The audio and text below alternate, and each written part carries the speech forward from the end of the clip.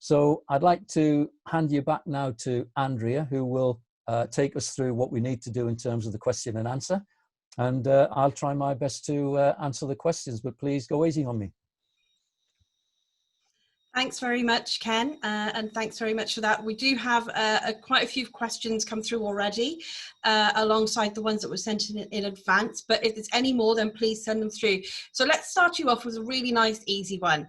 Why has the SGSA provided two methods of social distancing space calculation when method one is clearly beneficial to increase capacities?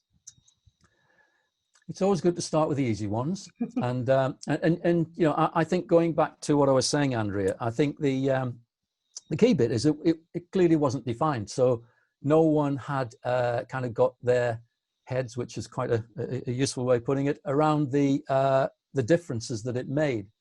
So I think it was only right and proper that we identified there were two ways of doing this. Clearly, one is more beneficial from kind of the efficiency of the overall capacity than the other.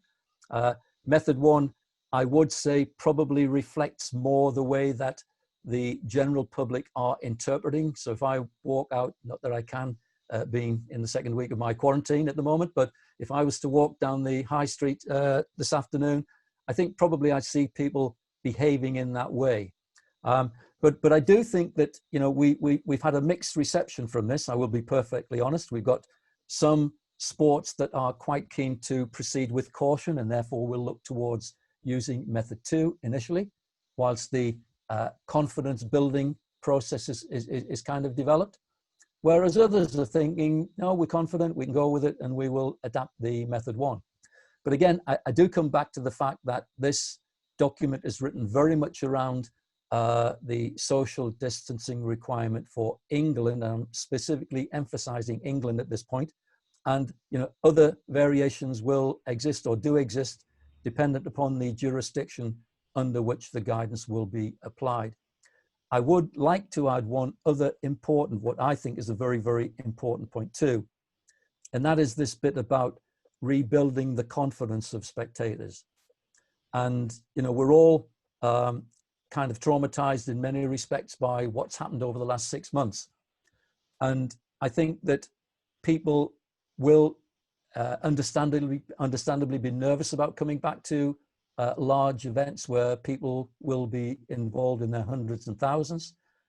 And so therefore, you know, it might be that, you know, perhaps a stepped introduction by looking at maybe method one initially, and then maybe going to method two as the confidence of the fans is regained, may be a way forward. And I've even seen some really good examples from the Racecourse Association where they actually applied two methods at the same event. And I think that's quite useful as well. Great. So I've got a couple of questions here which are similar. So has any work been done on risk assessing the impact of increased aerosol range of the virus from shouting and singing on tiered seating in relation to social distancing?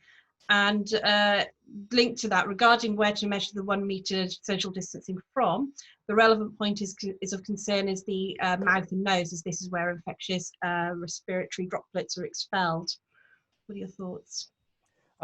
I think, you know, I've got to be honest, in the pulling together of this document and in the development of the 5 stages of the guidance within England, we've had some of the best brains in terms of from the world of science and from medicine employed on that. So probably I could defer the question to them. But what I would say is that, you know, this guidance, SG02, is designed around the fact that people will social distance. There is a lot of work going on at the minute around the area of aerobiology, as I mentioned at the beginning.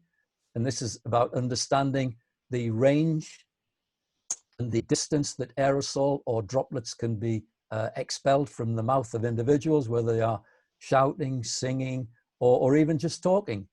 And you know, there have been some really good experiments that have been taking place with people who've been identified as being super spreaders. There was a really good thing I read whilst I was away on holiday about the testing of opera singers and their range because of the strength within their upper respiratory tract to expel and to project.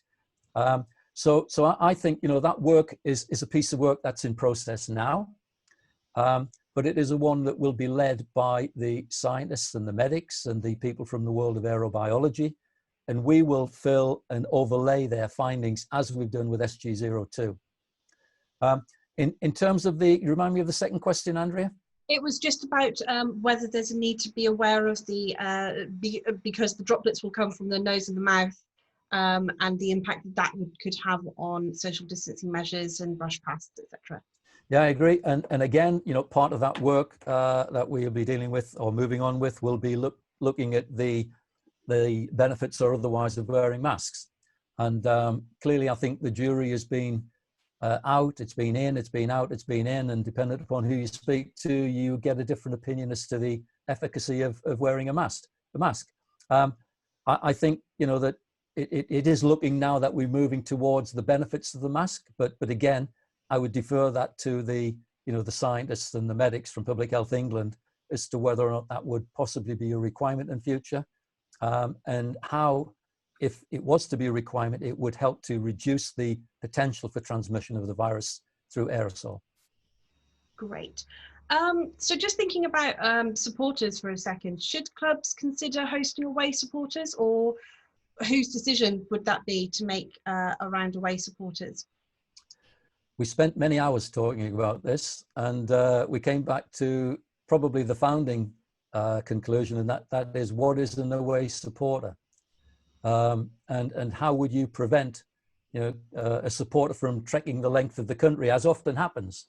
I'm a Sunderland supporter, and we've got supporters of Sunderland from all around the country. We haven't got many, but we do have some. So, you know, Sunderland supporters come from London, and on a bigger scale, you look at clubs like Manchester United, who draw fans from not just within the UK, but from across Europe and other parts of the world.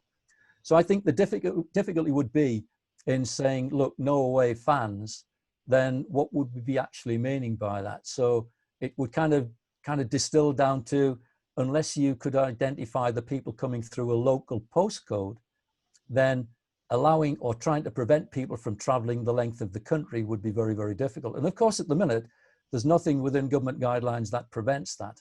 You know, in the early days when we put together the behind closed doors guidance, we were very mindful of the fact that at that point, you know, government were advising on keeping travel to a minimum. And so that was very, very important in understanding that. And then, of course, you come to the other side of the coin, and many clubs, you know, some of the clubs in the lower leagues depend upon revenue from away supporters to balance budgets. So I think it's very much a case of, you know, there won't be a one size fits all. Clearly, SG02 will facilitate, it will allow for away fans to come in, provided the club can provide the necessary planning to accommodate that. And I think generally, I think that's about the right balance to apply. I think it's the right thing to do. Sticking with fans for a second, is the assumption that the league ticket buyer is sufficient for track and trace, as the buyer may not be the person attending the event? That was one question came in, and it's also linked to one that we received in advance, which suggests that there might be some conflict with the advice given in SG02 and on the government in terms of how much data should be collected. Is it that the SG02 message is the accurate one and should be adhered to, or should it be government? Do we need to include the extra data that's suggested in SG02? Yeah, I think we've got to get back to, you know, what is it that, you know, both the government and SG02 are looking to achieve, and I hope it's they're both looking to achieve the same thing. And that's essentially just to find out that if there is an outbreak at a particular event, that we can at least get in touch, or the health authorities can get in touch with the individuals that were or could have been potentially affected by that. So I think if we look at the reason for it, I think there is a consistency, there's a commonality. What is actually needed will be essentially changing. And, you know, one of the things that I did say right at the beginning of this has been a piece of guidance that I've never had so much difficulty writing, because it was constantly changing. So in the early stages, it went from 2 meters to to 2 meters, but if you can't achieve 2 meters, 1 meter plus mitigation. There was a change in the size of the social bubble. So, and against this backdrop was the emerging information that was being found about the virus. It was about the information that was coming forward from medics and scientists of ways of tackling. So it's been really difficult to set down guidance that, you know, sets out fully what the accurate position is at any one given point in time. But again, as I made quite clear at the beginning, this is guidance. So if government were to introduce something that was different to in terms of contact tracing, then that would be the guidance clearly that people would go to, because that would be the latest information, it would be the most accurate, and it would be the most up to date in terms of feeding into the, you know, those medics and scientists that would be working within that group that would make that assumption. But the guiding or the founding principle is we do need to know who is in the seat in the event of an outbreak occurring and needing to get in touch with people. Perfect, thank you. I've got a question here from Sue Watson at Leeds United. Hi Sue, thanks for the question. She's looking at fans wearing masks at all times except when eating or drinking, as she doesn't think she can stop them singing or chanting. Would this be acceptable as mitigation? And similarly, a different question, spitting is a very footballing thing to do. Advice please as to how to manage this, and have referees been briefed about this massive health hazard? Well, let me take the second question first. Clearly that is out of our remit, but I do know that it formed a major part of the discussions when they were setting out the behind closed doors stage 3 guidance. And it was a request to, you know, for players, please stop doing this. But, you know, we've all seen recent matches on TV where they're still doing it. And you know, having played sport myself, it sometimes is difficult not to do that. I mean, disgusting as it might sound, but it is very, very difficult. But I think, yes, that's something that, you know, could be looked at. But again, that strays a little bit outside of where, you know, the remit that we're looking at in terms of SG02. I'd push that back again to the medics. The first part of the question around, you know, mask or no mask, again, is kind of, we will reflect the requirements or the recommendations as they are at that particular time. So at this particular time, it's not a requirement in the open air to do it. But I think that, you know, the emphasis, the balance is shifting a little bit. And I think what is needed is more evidence. But again, you know, this sounds awful because I'm pushing this one back to medics and scientists, but we need more evidence to support the benefits that would come from wearing masks and the use in the mitigation of the prevention of the spread of aerosol virus inside the sports ground. But, you know, I can say that there is a group that's looking at all of this now, and we will be feeding into that. We are part of that group, and hopefully they will be working at pace to come up with a decision, but that decision may well be overtaken by other events that could come from almost a higher level in government and have a more wider impact or spread across the whole of society and not just to the world of sport. Thanks, Ken. So I've got quite a few questions here about the 1 meter and 2 meter social distancing rules. So one that I had in advance was, has any work, why, when the default social distancing for most guidance is 2 meters and only 1 meter with mitigation, what is the mitigation that is proposed to allow social distancing to be 1 meter?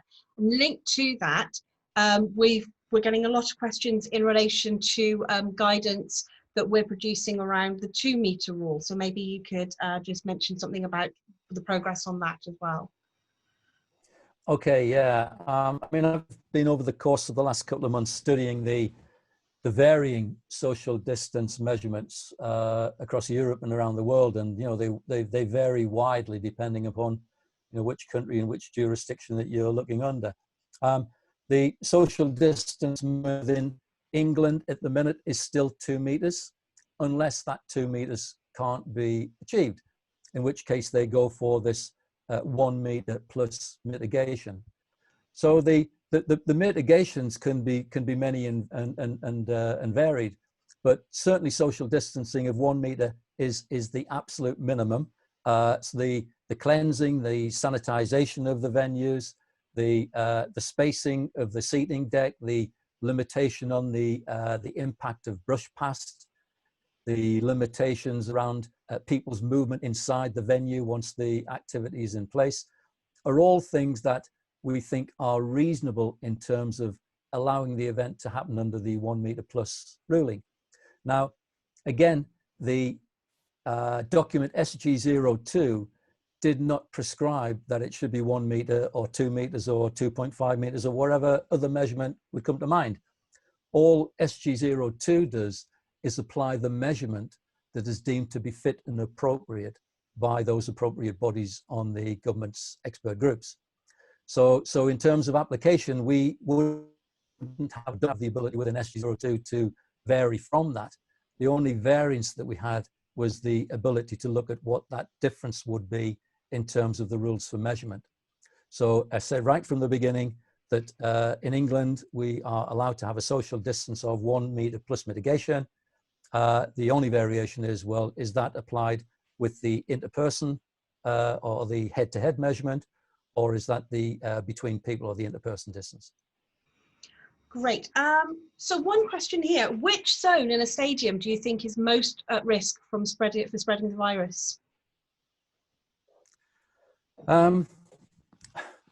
Again, really difficult one for me as a technician, technical person to answer. But if you study the form and the information that we're getting from government, and not just government in this country, government around the world, then indoor environments are more prone and more at risk to the transmission of the virus than outdoor. And I think we all understand the reasons for that, being out in the fresh air and the ability of the wind or the air to help to dissipate the aerosol. Whereas indoors, then you have not got or you potentially haven't got the ability for that to happen. So again, I'm sounding like a worn record here, but this is one for the medics and the scientists. But for me, and probably for most people on this call, I guess the simple solution for me would be that I would think that the risk would be greater on an indoor venue, whether that be within hospitality area, whether that be on a concourse, and again, would depend upon whether the concourse was totally enclosed, whether it was ventilated, and many, many other things. I've been on many, many very windy and drafty concourse areas that I'm sure would be more than adequate in helping to dispel aerosol vapor. But equally, there are many that are quite comfortable now, that are almost up to kind of restaurant facilities where they're very, very comfortable, very enclosed, very warm. So, I would say the risk is clearly the obvious one for me would be indoor areas. Speaking of indoor areas, I've had one question in advance from colleagues who host a number of indoor events, mainly professional ice hockey games with several thousand spectators. Now, obviously, the SG02 guidance is adaptable best practice, but is there likely to be advice forthcoming specifically aimed at indoor sports arenas, which addresses the indoor specific challenges faced? Yeah, it's a very good question, this one. Because you remember that one of the pilots that we did manage to successfully have some involvement in was the event, the World Snooker Championship at the Crucible in Sheffield. And they used SG02, although in fairness, the guidance was not developed with that type of indoor venue in mind.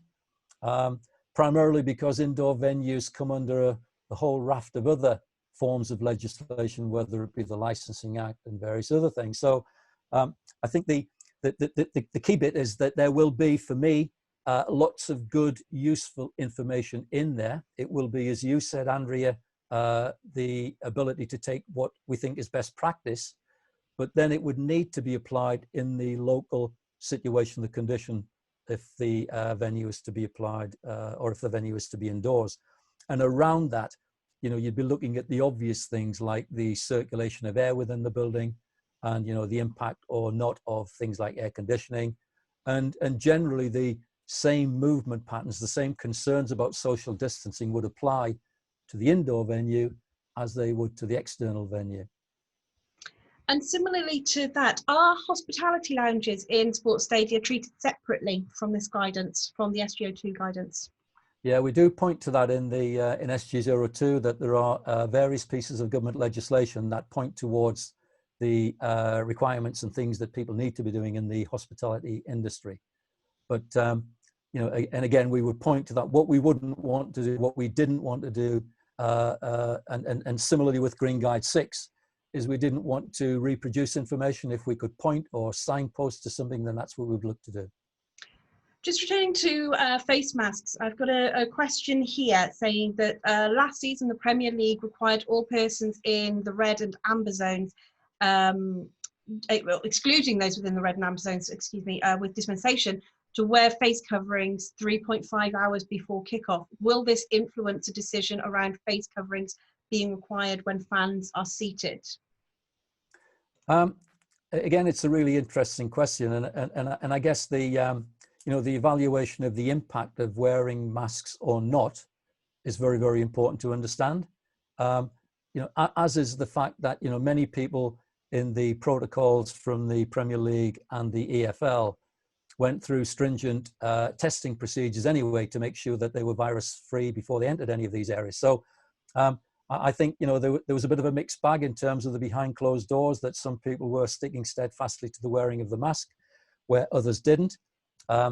The big difference, I guess, around those behind closed doors matches is that the areas were quite large and the occupancy was quite low by comparison, and therefore the ability to social distance was perhaps easier than it will be when fans do return on concourse areas and within seating areas. So I think there's a whole range of things that we need to sit down and discuss.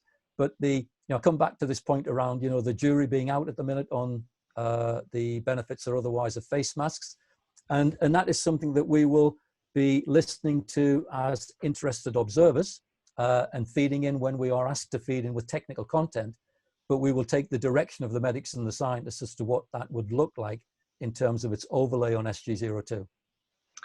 And what about the issue of a brush past? How significant is it, and what's the likelihood of catching COVID during a brush past, do you think? I have absolutely no idea. And again, you know, this is a question that, you know, we very, very quickly identified that where you are putting people in seating rows, and, you know, the people, if you look at the normal movement of people inside a sports ground during the event, it's almost like watching ants moving around, because there never is a period where there isn't the movement of some people or other. So the mitigations that we do set out are saying to people, look, you know, please try to limit the movement of spectators. So the movement or your need to move into and out of the seating deck, please try to keep that to a minimum. Where you do, then we're asking for kind of respiratory etiquette to be employed. So, you know, turn your back. I know it's not very, you know, it isn't the most polite thing to do on people, but certainly it is beneficial in terms of the limiting the spread of the aerosol. Turn your back on someone where you pass them. Wear a mask when you are moving.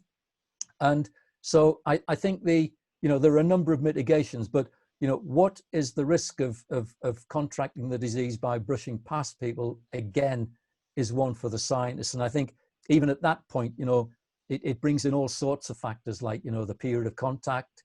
Was the contact face to face? You know, what was the person carrying the virus at the time? What was the gestation period? There's a whole range of things that are way outside the competence, the skills, the expertise of the people who've been involved in the writing of SG02. Thanks. So I've got another question here from Ian Earle. Thank you, Ian, for your question. Who is likely to be responsible for managing or enforcing social distancing rules inside stadiums and at ingress and egress points? Is it the stewards, or will it be outsourced to the security, or is it the police? What do you think? Well, certainly it will be the, you know, responsibility lies with the event organizer. So it will be with whom the event organizer cedes that responsibility. So in many cases, they will employ directly stewards of the venue. In other cases, they may employ staff on a contract basis. I expect it would be very unlikely that it would be the police, because this is a private event happening on private land generally. And frankly, it's not their job to do that. You know, they have requirements under legislation now under COVID-19 regulations, but that wouldn't bring them to the point of having to manage the ingress, egress, or circulation of a sports ground. That would lie very squarely within the remit of the person holding the event. And thinking about toilets specifically, we've got a few questions on those. How are toilets expected to work considering social distancing? Is the recommendation to have venue staff restricting the amount of people in toilet areas? Thanks, Mike Nicholson, for that.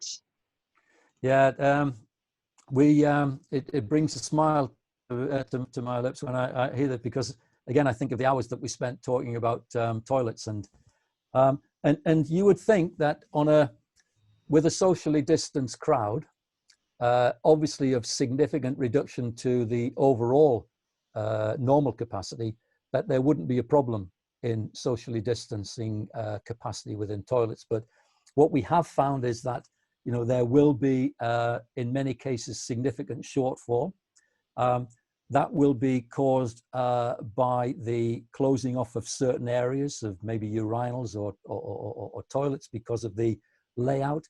So, for instance, in cases where there is one door in and only kind of one door in, one door out, it's very, very difficult to do. And it would be probably needing to do what you're suggesting there, and that is have somebody controlling the number of people at the door so that the number inside never exceeded the safe capacity. Where you have an in and an outdoor, then it becomes a little bit more easy. But one of the things that we did ponder on for some time was the message now, two key messages now. One is about social distance, the other is about washing your hands. And while at many events it might be an unusual occurrence to see people in a gents toilet washing their hands, and having been in many gents toilets at sporting events, I say this from experience, I think that we are accepting now that we do need to introduce or get, or we've perhaps become accustomed to using this higher level of standard of hygiene in the regular washing of our hands. And so without getting techie and without getting all nerdy on this, we are looking at a 20-second hand wash procedure at the end of using the toilet, which would significantly impact upon the capacity or the ability to use the toilets. And therefore, what we're saying is that the capacity of the toilets will be a key consideration in the setting of the safe capacity. It could be that the use of the toilet, you might want to look at advising on perhaps avoiding peak times, which in the case of lots of sporting events where they have a mid-period interval would be half time. Avoid using that time, use during the course of play to avoid the pressure that could be caused on the facilities at that time and the queuing that would be needed in a socially distanced fashion outside at that time. And then if you feel there is an issue, then look towards bringing in additional supplies of temporary facilities. So this would be the portaloo type of thing that you could either put away in spare corners of a concourse or introduce into secure areas just immediately outside of the venue. Thanks, Ken. Moving on to Zone X, obviously that's prominent in the arrangements. How do you see Zone X working, and who takes the lead responsibility? And linked to that, what about working with transport providers, particularly for public transport providers, and what impact that could have as well? Yeah, I think we did get a little bit of, it wasn't necessarily criticism when we introduced the concept of Zone X into Green Guide 6, but I think by and large, over the last coming up to 3 years now, it's worked extremely well. I'm no doubting that there have been many, I like to call them adult conversations about how Zone X works and who has ultimate responsibility for the safe operation.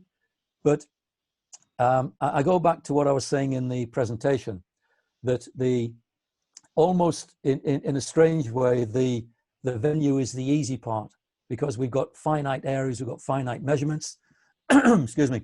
And generally, we when we've got numbers like that, we can work and we can devise a system. With Zone X, it will change, it will be different for every venue. A key consideration will be the need to consider movement to and from the venue by the movement channels as opposed to movement width. It'll also be about engaging with other suppliers, like you said, the transport suppliers, for getting people there safely, and perhaps more importantly, as people leave en masse at the end, for getting people away safely at the end, and working with them to look at, what is the socially distanced capacity of a London Underground tube or a bus that's operating in the suburbs, how many people can we get away from the venue at any one given time? And then how does that impact upon the departure or arrival patterns of people to the venue? So it might be that we need to request people to arrive earlier. It might be that we need to request people to travel by other forms of transport than public transport, which could put enormous strain on the roads around the outside of venues, on the car parking, which often isn't the best at many venues. Sorry, just to interrupt on that one, I've got a question from Ada Malpica on car parks. Do you think it's necessary to have social distancing measures in place for car parks as well? Sorry. Well, I again, this is a really good question, and my response is that and I take it the question is, do we need to keep cars apart? My response was that I don't believe we've got any cases yet of vehicles catching the virus, but the occupants can. So I think that if a venue can come up with a system for allowing for the arrival in a kind of a socially distanced pattern, so that you aren't getting people getting out of cars, at the same time as the people in the car next to it, or if they are arriving at the same time, that they observe the etiquette of allowing the other person to get away, et cetera, then I don't see a problem in doing that. But it is a consideration that needs to be part of the overall management plan for the event. Probably more so at the end, where it could be that you release the car parking in a kind of a checkerboard pattern so that people are leaving at certain times. So again, what we don't want, and I go back to what I was saying a few moments ago, I see the biggest risk is in the journey and not the actual attendance at the venue. That's getting people there safely by public transport or within their cars and getting to the event. And then the reverse of that is getting people away at the end and making sure that they can have the same levels, because they're entitled to that, same level of protection at the end, at the beginning and the end of the event, as they will enjoy when they are within the venue, where social distancing management plans will be in place to protect them. There needs to be the same level of protection outside. So getting back to the question, I apologize for going around the houses to get to that, but the social, the Zone X element is absolutely important, very, very important on this. And whilst it wouldn't necessarily be a limiting factor in terms of the safe capacity, it would be what I call a material consideration. So if you were looking to allow a safe capacity of 10,000 people in an event, but for argument's sake, there was no public transport available outside, then clearly you would need to look very, very hard at what other plans you could put in place to manage or mitigate against the impact of that. So, it wouldn't be part of the 6 key features that I highlighted on one of the slides about, main considerations of setting the socially distanced capacity, but certainly would be a material consideration. So thinking about the test events, should test events attract a significantly lower capacity numbers compared to SG02 social distancing capacity calculations, and any suggestion of what that percentage could be for a test event? Yeah, I probably already answered this, but I'll cover it again just in case I wasn't particularly clear or missed a point. But for me, the test events come at it from 2 levels. You've got the test that very much looks at systems and procedures and getting staff back, many of which have been furloughed and haven't worked for a while. So they're getting them back into the swing, understanding what the new arrangements are, what the movement patterns are, what spectators can and can't do. So that is best achieved with a very, very low number. In fact, you could even do that without anyone there at all. You kind of run a dummy event without any people in the venue. But for me, a very important part of it is understanding, when we do allow people in, what and how will they behave? And this is how will they move? Will they easily adapt to the new layouts? Because many fans coming back in will be kind of creatures of habit. They know they come in, they go and get a drink, they go to a toilet, they go up a staircase. It might well be that the process from here on in is completely different. They may even, and probably most likely, will be in a different seat to that which they've occupied previously because of the arrangements for social distancing within the seating area. So it's very much about needing to get people in to understand how that would work. And again, you know, we've heard figures around, you know, 50% of the socially distanced capacity being kind of bandied around as being a useful figure. If people want to go with that, that's fine. There isn't any science or any mathematics around that. I have spoken to a couple of clubs that thought that they were comfortable around the low number safety management bit, but would like to learn about the movement, and therefore were proposing 60 and 70%. And again, you know, that would be for the clubs and their local authorities or the governance within their particular region to agree with that. And, you know, we would support them through that process. How will spectator searches and bag searches take place within the new system? As a steward or staff member will need to physically search a member of the public. Yeah, I mean, again, this is a really good one, and you know, what we can't be seen to be doing is kind of creating a weakness that the wanton terrorist would try to exploit and take advantage of. So I think that, you know, there clearly still needs to be this level of searching. If you can limit the amount of searching by putting messages out about not bringing bags, or if you do, you know, bring them in a clear bag so people can see it, I think, you know, that is only going to help. I think using the technology that is out there would certainly help also, and certainly help to cut down on the inevitable delay to people as they seek to enter the venue, which will be impacted upon more greatly by the increased levels of searching. So it's about using the technology, but at some point, you know, there will be a need for the searching to take place. And therefore, if this is being done by stewards, then clearly they've got to be equipped with the correct levels of PPE to make sure that they are properly protected from whatever the risk is in the particular job that they are doing. And I think the other thing that we did suggest, although we eventually decided not to put in at the end of the day, was to maybe have a rota where people are not exposed for long periods of time to these particular risks. So the kind of a rota that if you're on frontline searching, that you get moved to another, not so much back office job, or a less frontline, front-facing job, and keep the staff rotation going to mean that, you know, that people aren't exposed to risks for too great a period. Thinking of wheelchair users, they're typically placed at pitch level, especially at lower league clubs, where foot travel from the concourse to the seat can be high. What solution do you propose for social distancing to ensure that that's enforced on that?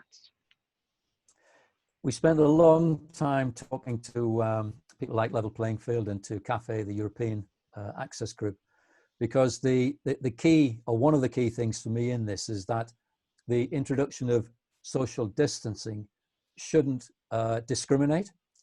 It shouldn't remove or lessen the experience for people who might have disability, whatever form of disability that might be. And so clearly there is an expectation that the standards that are currently employed within any sports venue should not be reduced as a result of introducing social distancing measures. It might well be that they need to make reasonable adjustments, and it might well be that they need to move people because of the risk, but that will apply across all the different people who will be coming into the venue. The other area is that, you know, I don't want to get too focused on people on wheelchairs, because we have a very strong push towards people you know, who have general access issues, but, you know, maybe need the just a seat that's in a good position, maybe at the end of a row.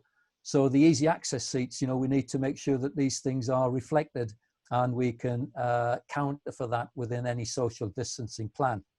But the key message to any event organizer that's looking to develop the plan is that you also need to reflect the proportion of people with a disability who currently enjoy the attendance at the venue, to make sure that they are not disadvantaged in any way by social distancing measures. So the SG02 calculations for the available viewing area of standing accommodation suggest that barrier testing and loading should be taken into account as part of this. However, as the final social distancing capacity will always be much lower than the normal capacity, should the guidance allow for the viewing area to reflect all the floor space available, rather than that reduced by barrier restrictions?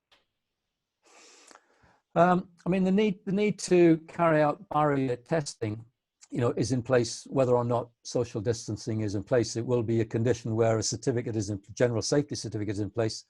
It will be a condition of the certificate. So there isn't a way of getting around that. I'm not quite sure where the question's coming from. Clearly, there could be less loading on a barrier. But do you want to read that one to me again, Andrew? Or could the questioner maybe make it a little bit more clear? Because I'm not quite sure where it is that we're coming from in this one. Yeah, well, possibly it was an anonymous question, so maybe they could, if that person could add some more detail, that would be really useful. We'll move on very quickly to. I would just say on that, if I could, that clearly it doesn't remove any need for testing of any element, because I have mentioned up till now only the S factor in terms of safety management. But clearly, if a venue was suffering from any structural failing, then the P factor, the physical factor, would come into play and could impact upon the socially distanced capacity as well. So it's important that we understand that the normal rules of engagement under Green Guide 6 are still out there and will be being used. Great. So a question here from Ross Forsyth. Thank you very much. What are your thoughts on the return to recreational sport? We've worked really hard on the elite sport. Although recreational sport may only have up to 300 spectators, many of these clubs will not have electronic ticketing, and they'll rely on volunteers who may be in the more vulnerable age category. Insufficient expertise formulate a suitable COVID response for a small non-league football club. What would be your advice to smaller clubs?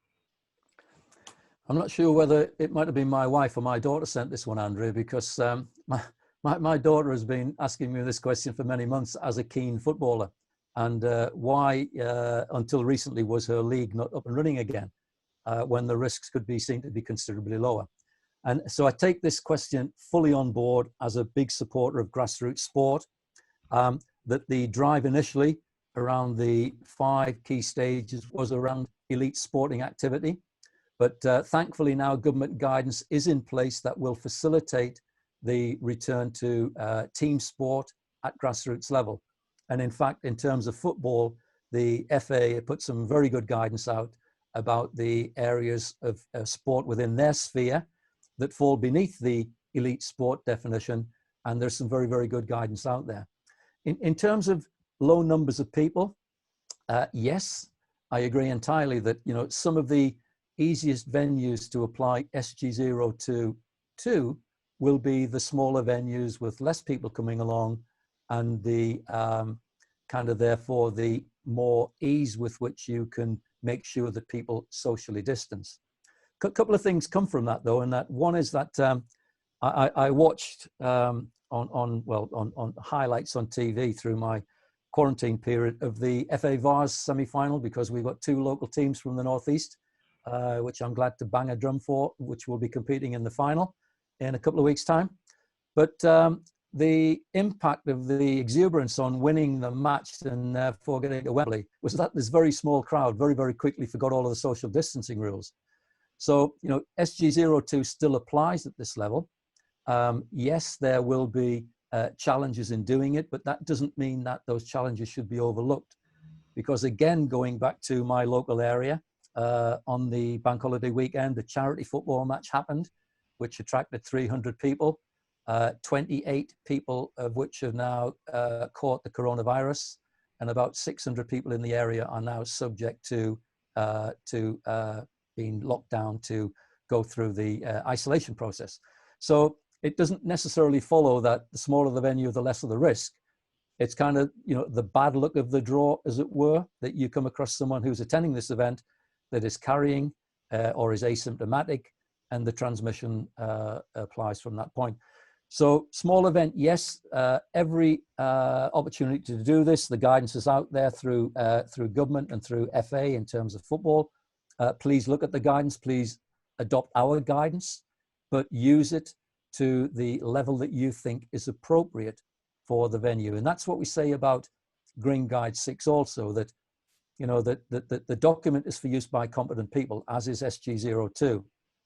And it will be for the user to determine the bits that are important to the running of that event. So if it's a small event, you've got people receiving tickets on the door, That's fine. Give them the protection that they need.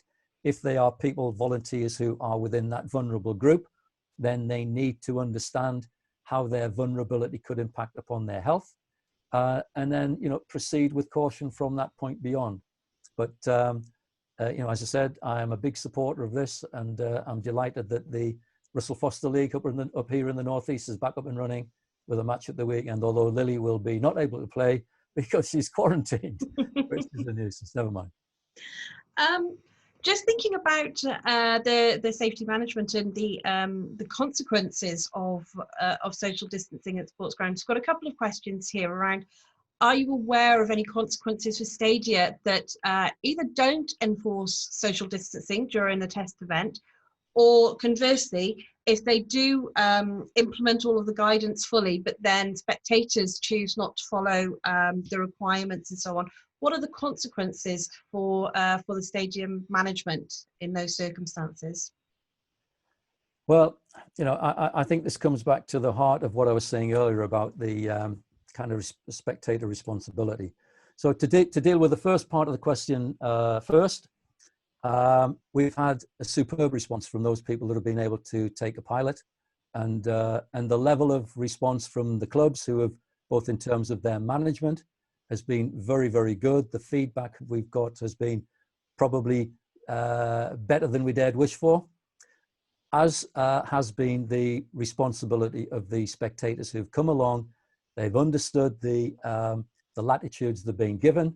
It's almost, I keep referring it to the kind of the Willy Wonka golden ticket that they've got, that they want to cherishly guard because they want to come back again. So, you know, I'm not, you know, I keep coming to the point, you know, I'm a glass half full man, but I don't kid myself that there won't be people that will seek to abuse this. We saw in a match, I believe it was in Denmark, where they had a similar situation and fans came along, totally disregarded the social distancing measures, and it means they won't be going to football again. But worse than that, they could go back to their communities and infect family, aged family members, people that they work with, fellow supporters, people in their social and their local community.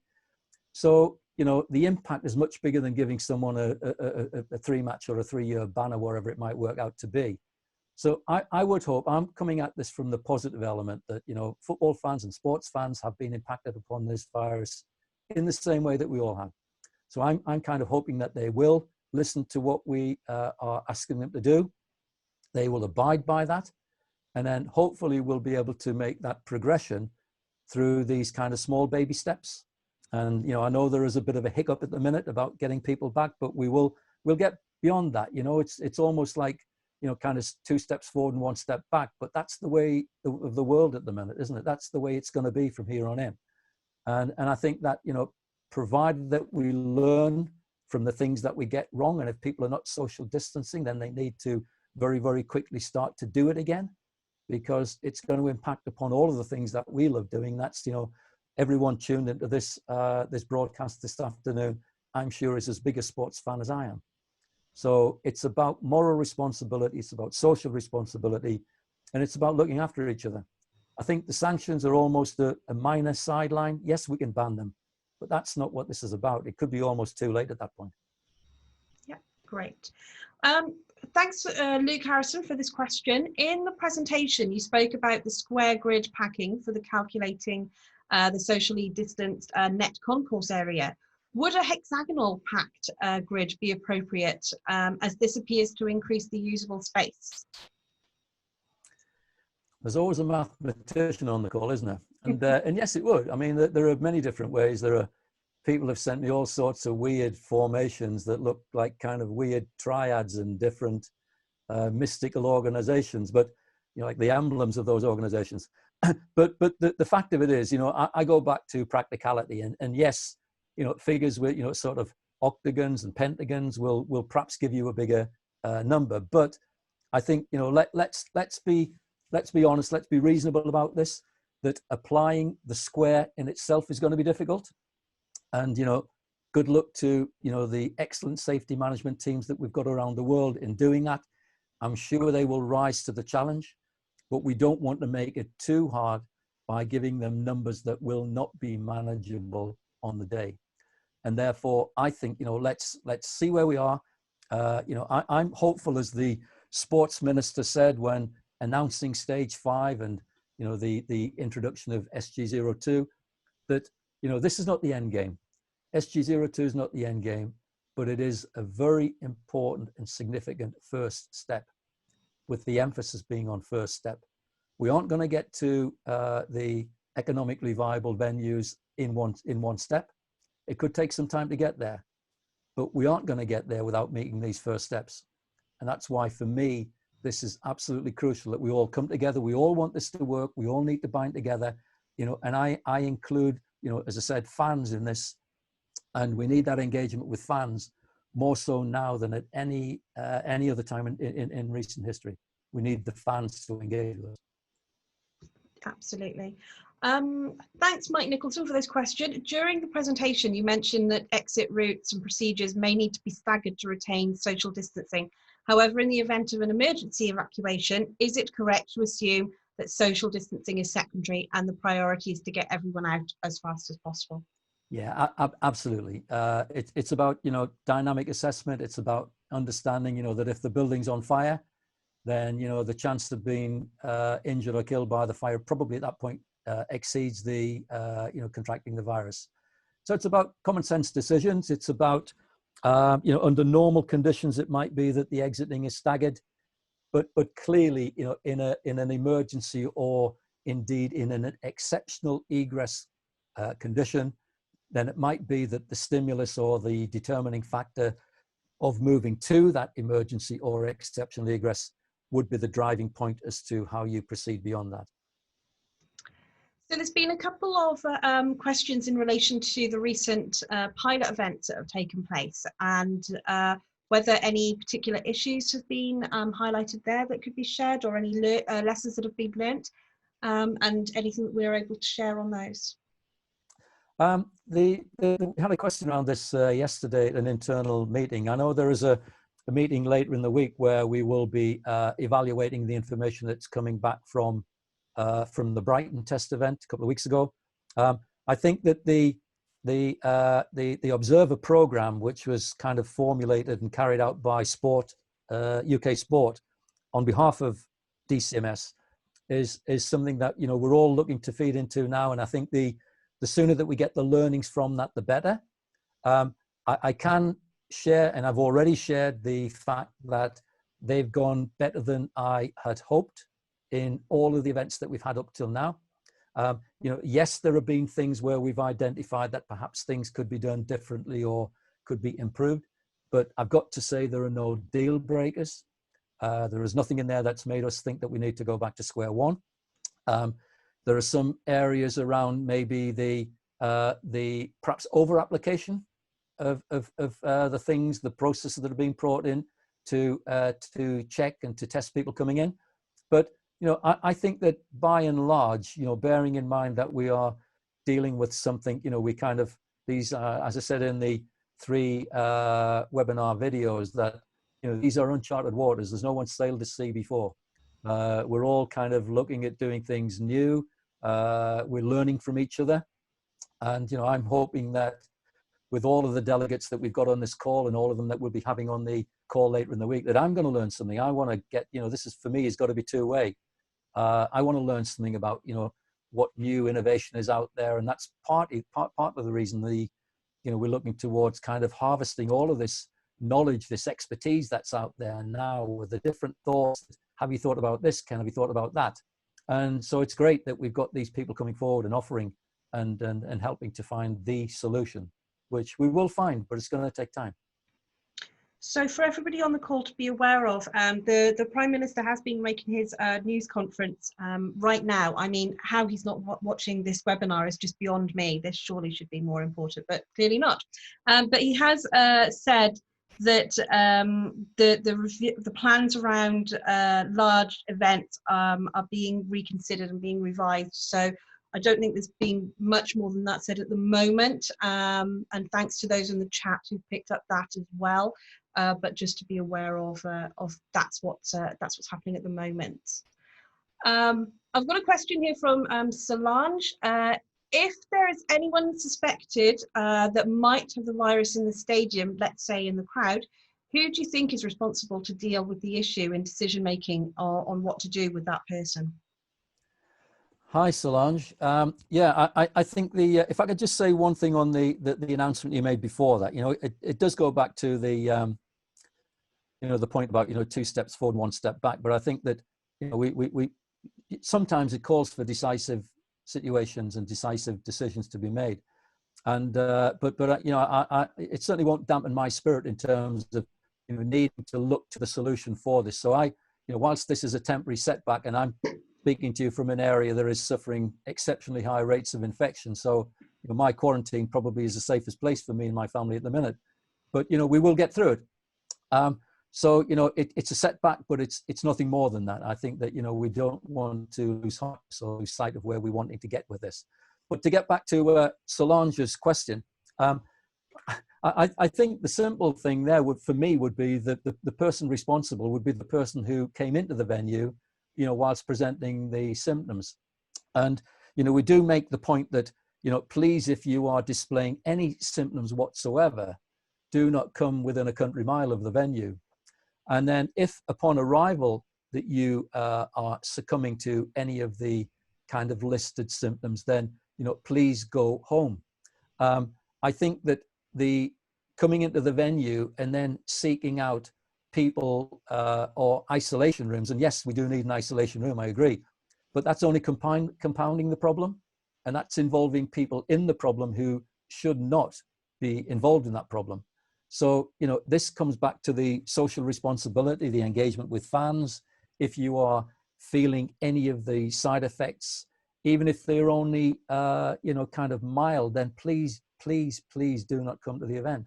Stay a long way away from it, because, you are likely not just to cause or to make your own situation worse, but you could also have a significant impact upon many, many other people who are there.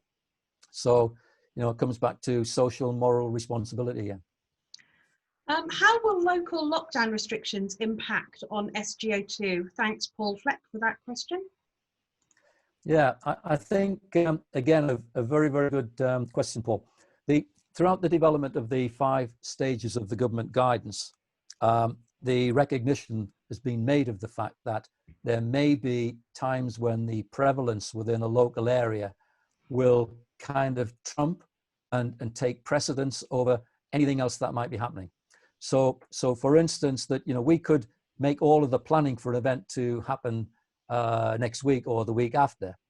But if that local infection rate reached such a point, then the local area Public Health England representative, whether that be the director of public health within the locality, whether it's with a local authority, a county council, whatever, would have the ability to pull that event, and quite rightly.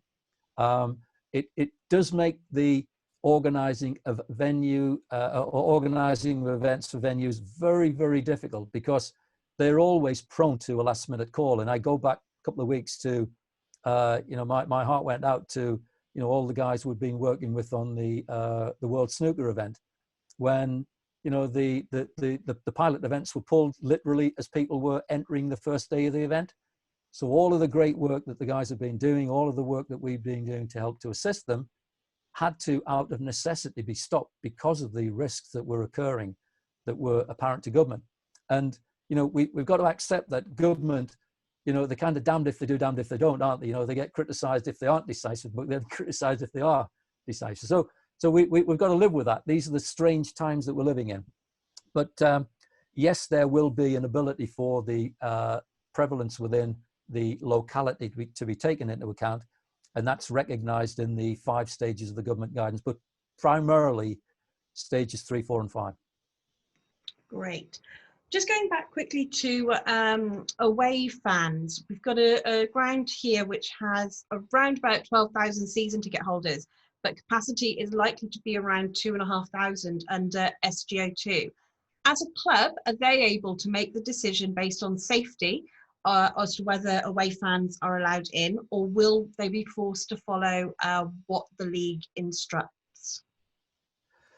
Yeah, I think the key bit here is obviously supply and demand. And as I understand it, unless the rules have changed, that the leagues or the governing bodies will let the clubs determine for themselves, which I think, if that's the case, is probably still the right way to do it, rather than having a kind of a decree that you must have away fans or you must not have away fans, as the case may be.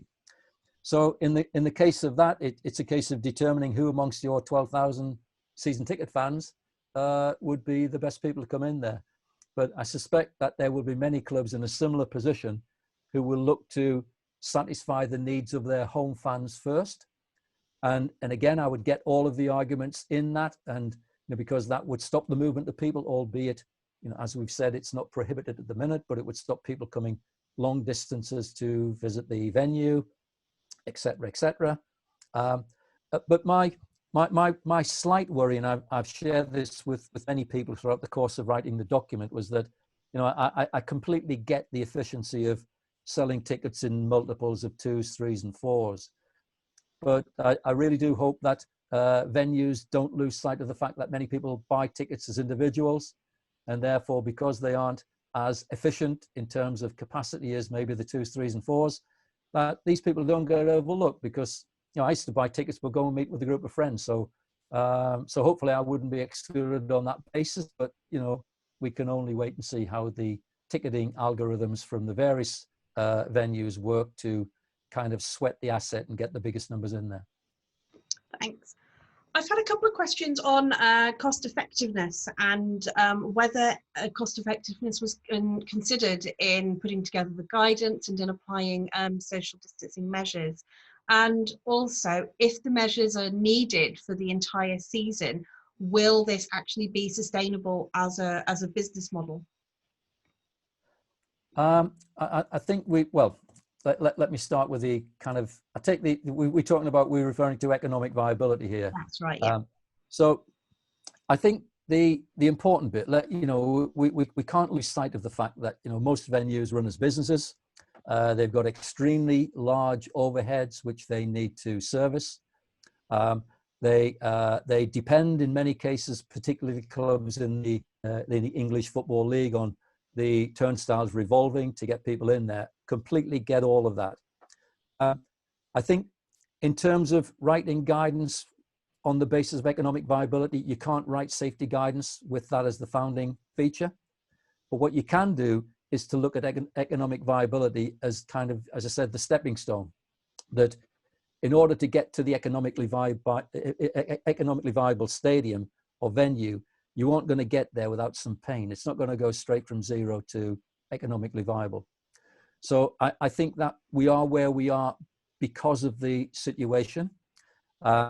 Yes, we want to now look, because I completely get that if SG02 suggesting that even if you flex the efficiency of the seating configuration, that the variance in percentage capacity doesn't vary a great deal. It might go from kind of 27, 28 to 30, 32, 33. So it's not moving from uneconomical to economical, but it's that necessary first step, and it's a very important step that we have to take. I think it then plays into, all right then, SG02 is simply reflecting the current social distancing measurement in England at this point in time. So when I've applied, or when I've written SG02, it's been upon the kind of the tools that I've had in my toolbox. So the only flexibility I've had was to look at how we determine the rules for measurement. So I'm applying 1 meter plus. So in terms of what does that mean? Well, essentially it means that until we get some latitude around that 1 meter plus social distancing measurement, there's not really a lot that you can do. And almost like, SG02 has been the only show in town until we get that flexibility. But I do look to the fact that, we are working now, or will be working very, very soon, along the route of seeing, well, what other mitigations do you have, or can a venue put within its toolbox? Because the mitigations currently are the obvious ones, space people a meter apart, or whatever the configuration might be. avoid brush pass, wear a mask, the kind of restricting movement on seating decks, on concourses, etc. The really interesting challenge is, well, where can we go beyond that? What does that mean? What other things are out there in the world of aerobiology, in the world of innovation, that would help to get attendances or capacities up to the level that would then make it economically viable for the venue that's hosting the event? And, you know, as a sporting fan, you know, I can give assurance or reassurance to anyone that, you know, that is certainly my objective. I know it's the objective of SGSA and DCMS and government to get there, but to get there as quick as we can, but importantly, to get there when it's safe to do so. And I think that, you know, what we can't do is kind of jump to that end game without all of the safety measures being in place. So it's a case of measuring kind of aspiration against reality.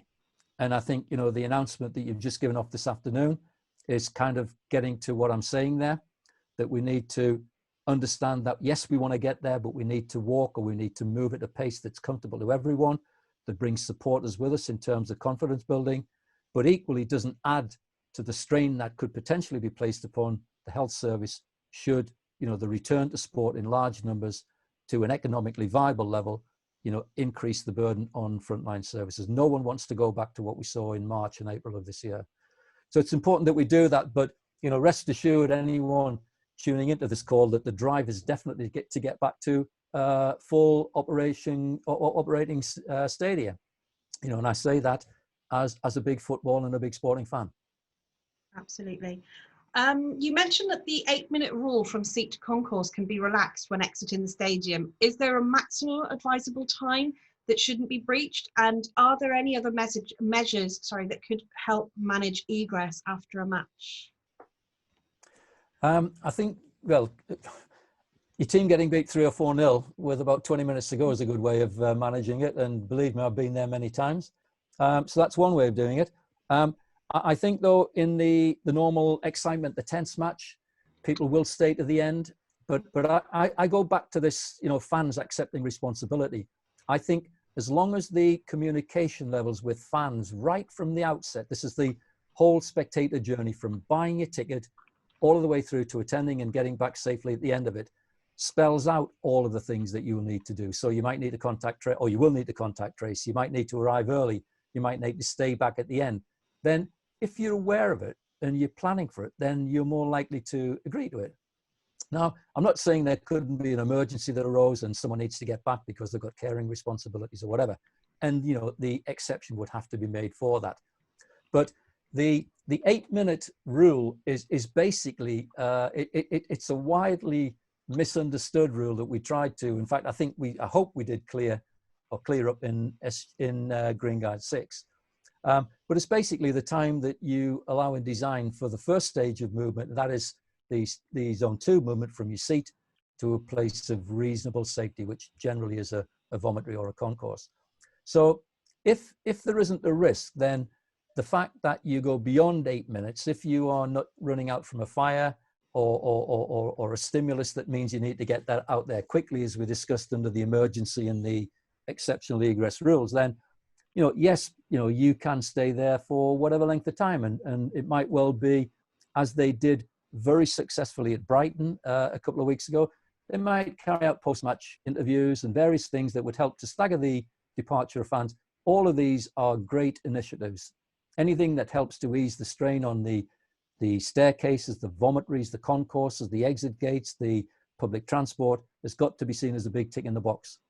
But the how long would be reasonable? Well, the 8 minutes, and forgive me for any colleagues from SGSA that are on this, because they know this is a particular hobby horse of mine, and I'm not going to bore everybody with the history of it, but it's all around the kind of the people queuing and how long they can queue for without good knowledge of what's happening, and how long it would take for them to become irrational and behave in strange ways.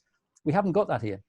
So for me, if it took 10, if it took 15 minutes, if it took 20 minutes, as long as the people who were being held back were properly informed, their communications were good, they had known about it from the outset, their plans of travel home accommodated and recognized that, then it's all, for me, for a good cause. It's all been done for the right reason.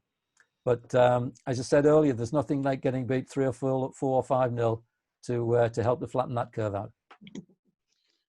So we've still got a lot of questions to go. I'm sorry if we haven't got to all of them. I'll do some quick fire ones though to see if we can get through some. So do you see any need for venues to increase staff or stewards to help enforce social distancing in spectator areas? Very quick answer, possibly yes. And the reason for that is that, whilst you would expect a proportionate decrease in numbers, the likelihood is that they will all have additional tasks. And clearly, if there is an increase in numbers, please remember that the number of stewards and their positioning within the concourses and various other places need to be factored into the overall capacity. We need to understand, that they need their social distancing protection in the same way that the fans do. Will SG02 be updated as further evidence is gathered through trial events and sporting events from other countries to feed back into the sporting community? I see SG02 being a finished product. It shifted from a draft. I'm not saying we aren't going to learn from it. Because I don't see SG02 under the remit that it was written being able to be altered. If there could be an SG03, then that might well be the solution. But it would clearly depend on what those changing dynamics were, whether it was something in the advance of science and medicine, whether it was the scrapping of social distancing, in which case you wouldn't need the stage 6 guidance, the stage 5 guidance, nor would you need SG02. So let's wait and see. But for something that took 6 weeks out of my life, I could say I'm not looking forward to it. And I know that Simon Inglis is on the call as well, and from my own perspective, I wholeheartedly agree. Before test events, would you advise running a training exercise for matchday staff? Sorry, for matchday fans? For matchday staff, would you advise a training event? Yeah, definitely. And I'll go back to the point I said. It doesn't have to be kind of a programmed or a scheduled pilot or test event. This would simply be part of a venue demonstrating its commitment to safety management and developing best practice for me, because they would be setting out and doing what many of them are already doing anyway now, and that's making sure that their staff are properly appraised, they are highly trained, highly skilled, and are comfortable. So it's almost like carrying out as we do in the major incident world, kind of the tabletop exercise thing. But this would be an event where you wouldn't need to introduce spectators. It would be simply testing the procedures from people on an assumed arrival time, through entry, through the movement. And you could even put some staff, club staff, if you wanted, through the search process, if you wanted to test those types of things. So yes, 100% behind that as a great initiative. Do you support the use of simulating matchday scenarios in stadium environments to try to ascertain pinch points? Yes, is a simple answer, and we've been very fortunate to have the services of movement strategies with us on the development of SG02. I think that there is a real need for the understanding of crowd movement and where these pinch points could happen. I go back many years and remembering when venues opened and you only found out if the capacity was right after you had your first event, where now you can kind of simulate, you can look to see where the problems are, and hopefully you can manage it out. So rather than relying upon management, you can do it through good design. And the old adage about 80-20 doesn't apply. It's no more appropriate than the design of a sports ground. If you get it right with the design, then your introduction of management and the need for management is much lessened because of that. We're back to toilets. If we put in additional sanitary facilities, would it be appropriate to position these in the concourse, and what would the additional fire issues that come along with that? Yeah. I mean, yes. The answer to that is yes, if you can do that. But bearing in mind that it would take up net floor space of the concourse, which probably at the minute is going to be severely tested because of the small size. But yes, if you can do it. And also to allow, again, for the area of queuing that you would need outside of that. But I just picking up on a point there that, which kind of highlights the difficulty of concourses. A Green Guide 6 compliant concourse is generally at 50% of the seating area or the standing area which it services. Unfortunately, there aren't too many Green Guide 6 compliant concourses around. In fact, I did a survey many years ago, and many of them concourse sizes around about 30–40% of the area. So clearly the challenges to those venues that have got very, very small concourse areas are huge in terms of comparison. So if we think it's difficult for a 50% capacity on concourse, then think about those that are struggling with 25 and 30. It becomes, almost the challenge to think, well, we can't keep the concession areas open. We need to look at doing other things like secure areas outside and the provision of facilities outside the venue, which could include toilet facilities also. Great. As we said right at the beginning, we've got people from around the world. So this question is from Africa. And how possible is it that spectators cannot wait too long during ingress and egress in the small stadiums that we have in Africa? Yeah, and thanks for the colleague from Africa joining us. SGSA's had great privilege to get involved in quite a few of the venues, particularly in the COSAFA region of Africa. And we did find even between neighboring countries, the difference between fans who maybe in one country would turn up 3–4 hours before the event, and those fans who in another country, adjoining country, would turn up 5 minutes before the event. So, we did a lot of work around how that can be best managed.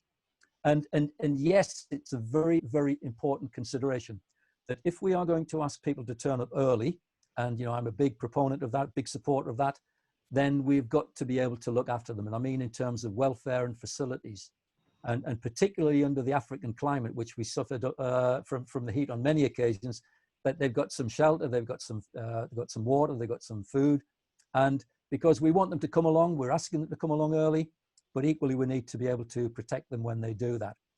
So the aside to that, of course, is that if people coming along have any form of disability, they may not be able to queue for long periods of time or the extended period of queuing because of the impact of the additional searching for COVID or for counter-terrorism.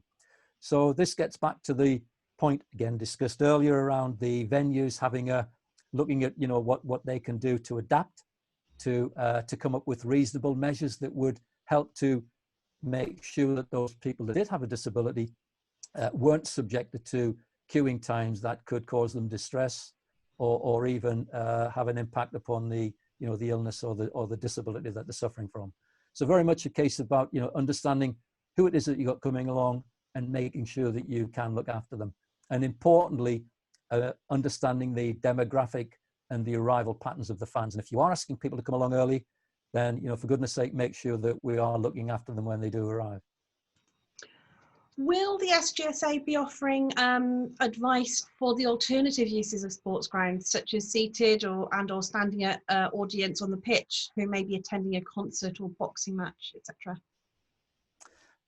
We haven't got plans to do that yet. I mean, I guess you could say that SG02 would apply to that scenario also. And I've been watching with interest the moves, the parallel moves through DCMS to look towards getting people back to theatres, and it's quite interesting the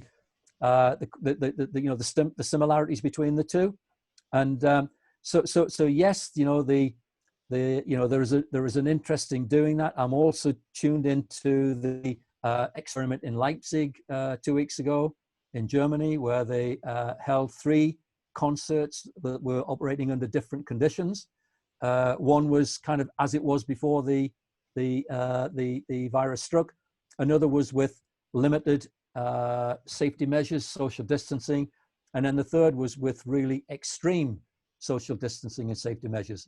And we're kind of waiting to tune into the outcome of that to see what happened on that. What the impact of that was, and equally, work from the kind of airline industry about, probably with the exception of the TUI flight from Greece to Cardiff the other week, we see many people get on board aeroplanes where they aren't socially distanced, they've got masks on, so I'm really interested in the work that's coming out from the medics and the scientists around what the impact of wearing the mask has in those circulation, in those areas, particularly bearing in mind the high levels of circulation in terms of the airflow on an aircraft. So there's lots of really exciting things happening. Great, and I think we've got time for just a couple more questions. Are you expecting the regulations to be phased back to full capacity over several steps, and a partial relaxation of these rules that would require a second approval process? I think certainly, you know, government and DCMS will be wanting to lead in terms of the stage 5, you know, the return of spectators, but we can't forget the involvement of, particularly in England and Wales, and in fact across Scotland and Northern Ireland as well within the UK, the role that local authorities have got to play in terms of the safety certification process. I know it's not common across the rest of the world, but many parts of the world have similar processes where you need an approval from someone. And yes, that process would need to reflect the stepped progression or increase of the numbers of people coming back to the venue. And it would be, again, all of the mantra being given, it's about confidence building, it's about taking small steps, it's about, you know, bringing the spectators with us, it's about making sure that we aren't getting ahead of ourselves in terms of the prevalence, the risks that would fall from that.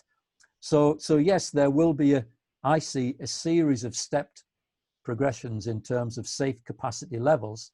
But, you know, as I've said a few moments ago, SG02, kind of in terms of 1 meter plus social distancing, there is no other place to go other than the capacity that derives from that, unless there is a change in social distancing figure, which, you know, we'll be demonstrating when we sign off on the document that has the 2 meter social distancing figure in it.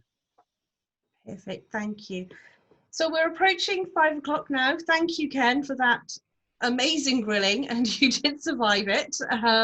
Thank you very much to everybody who has asked a question. But thank you so much for joining us, and a really, really massive thank you to Ken for answering all of those questions so brilliantly. It's been great to be part of this.